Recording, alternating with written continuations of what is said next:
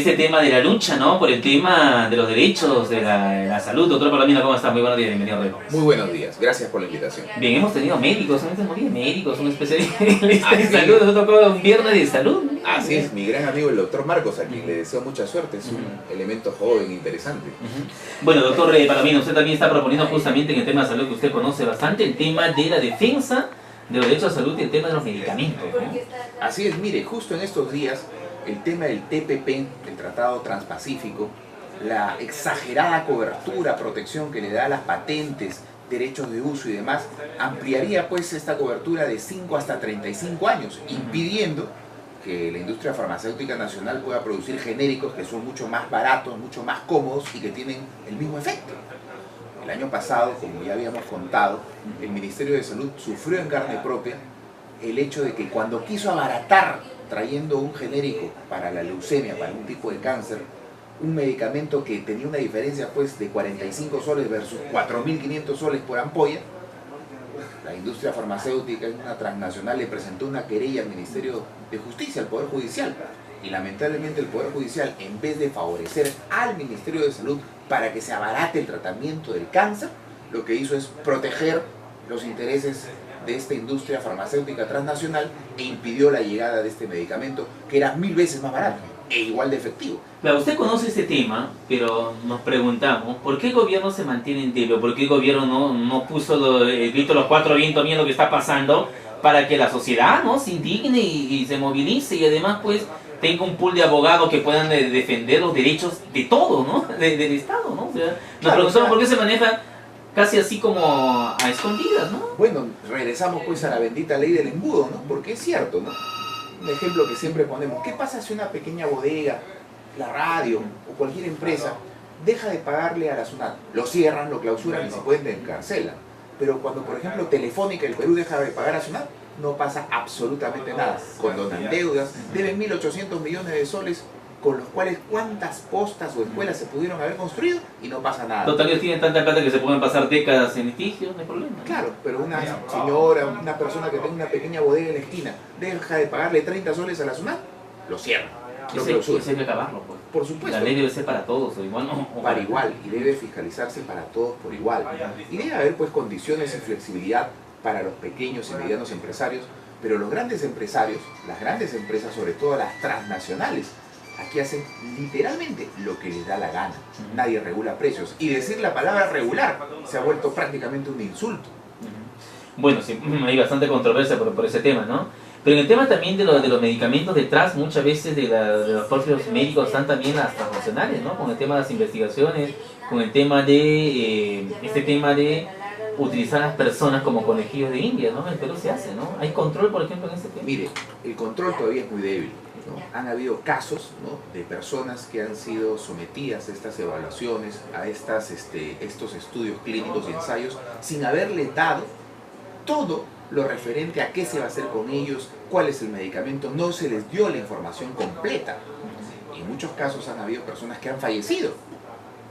Y en otros casos, peor aún, cuando la empresa farmacéutica debe ser la que se responsabilice, por ejemplo, del seguimiento de ese paciente, de hacerle los exámenes a ese paciente, lo que hace, si está en un hospital público, es cargarle esos ensayos, esos estudios, ese seguimiento al pobre Seguro Integral de Salud. Yeah.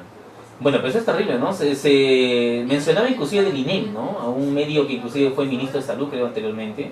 Sí, han habido una serie de problemas. Entiendo que quien fue presidente en ese momento del cuerpo médico, el doctor Jorge Rubiños, hizo las denuncias correspondientes, ¿no? Pero quedó por ahí, ¿no? Pues, ¿no? Claro, o sea, al final, como le digo, la justicia, la SUNAT, funcionan como un embudo, ¿no?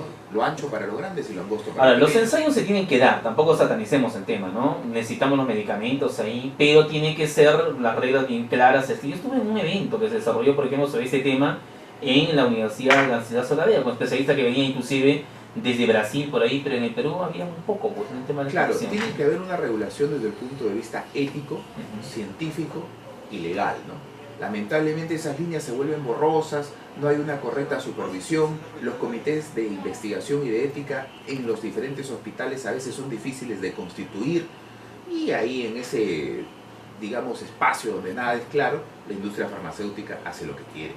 Muy bien, la población también, bueno, el tema de los medicamentos, que estamos conversando con este tema del tratado, que esperemos se deje en stand-by para que se pueda debatir ampliamente, ¿no? Y eso estamos Así es. esperando, ¿no? Y partimos de un principio, incluso en las líneas de política de salud, prevenir, promover la salud es lo fundamental.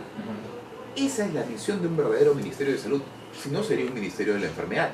Pero a veces uno se pregunta y va más allá, ¿por qué razón el Ministerio de Salud no activa, no pone todos sus esfuerzos en la actividad preventivo-promocional? Yeah. No construye esa gran red de centros y postas médicas que funcionen las 24 horas para descongestionar los hospitales. Yo encontré una probable respuesta. ¿Cuál? A ver, a la industria farmacéutica privada, ¿qué le conviene? ¿Más sanos o más enfermos? Bueno, más enfermos, ¿no? Obviamente, porque si no, no venden los medicamentos. Entonces, la actividad preventivo-promocional ahorra. Es lo mejor que se puede dar. Todos los países que han apuntado a la actividad preventivo-promocional han mejorado sus indicadores sanitarios. Pero obviamente, a los que venden medicamentos a alto costo no les conviene, no les agrada, no les gusta. Entonces nuestro ministerio se ha convertido en un ministerio de la enfermedad. Sí, ¿Y dónde está? literalmente, prácticamente un ministerio de la enfermedad. Es más, el año 2014 hubo un problema porque en los documentos de gestión del ministerio la actividad preventivo-promocional se había eliminado. ¿Está bien? Sí, no figuraba. Entonces, ¿cómo un ministerio va a quitarse a sí mismo la esencia? Y tras piedras palos, ¿no? Empezaron a fraccionar al pobre Ministerio de Salud, ya que está descuartizado, ¿no? No tiene injerencia pues en el Ministerio de Trabajo, o sea, no tiene nada que decir con el tema de seguridad social, no tiene injerencia en el Ministerio de Defensa, no tiene nada que decir con los hospitales de la FAB, de la Marina, del Ejército. Le hicieron pues el harakiri con el tema de aplicar mal la ley de descentralización. Y actualmente el señor ministro de Salud, cuando firma una resolución ministerial, esta resolución llega a la avenida Venezuela con Fawcett, cruza la otra acera, como es el Callao, y es otro gobierno regional, ya no vale. No vale. Así es. Entonces nosotros queremos retornarle la rectoría al Ministerio de Salud. Se ha creado un instituto de gestión de la salud, que parece que esa parte tiene más competencias.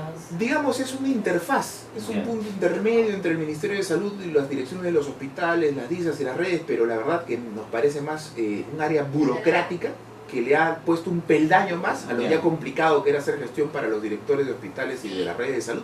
Y a pesar de centralizado, se ha centralizado, porque la verdad que en Lima Norte teníamos en el sistema de salud del ministerio, hablando, en una época teníamos la DISA 3, que abarcaba Lima Norte, se quitó la DISA 3, se colocó la DISA 5, Lima Norte, Lima Ciudad, tremendísima, imagínate, toda la carga de Lima Norte más Lima Centro, donde Lima Centro incluía creo que Jesús María, Lince, creo que San Isidro y toda esa parte más, ¿ya?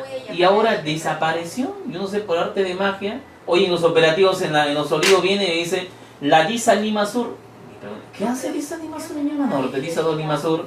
Viene a cómo hace un operativo, la DISA Lima Sur. ¿Qué hace? Sus oficinas están en Barramos, ¿qué hacen? Que no hay DISA 5, parece que desapareció. La verdad que nadie nos da razón, ¿no? Claro, en esto, Algo pasó, no sé qué. en ¿Qué estos pasó con el tema, no? menjurjes pues, administrativos donde se crean cargos, se inventan funciones, lamentablemente estamos viendo que lo administrativo empieza a reemplazar a la actividad asistencial. Por ejemplo, veamos un formato, me gustaría en algún momento traerles un formato del seguro integral y veamos cuánto le demanda a un médico llenar ese bendito formato, además de la historia clínica. Ya. Pero el tiempo que se sacrifica en llenar un formato del seguro integral de salud va en perjuicio de quién?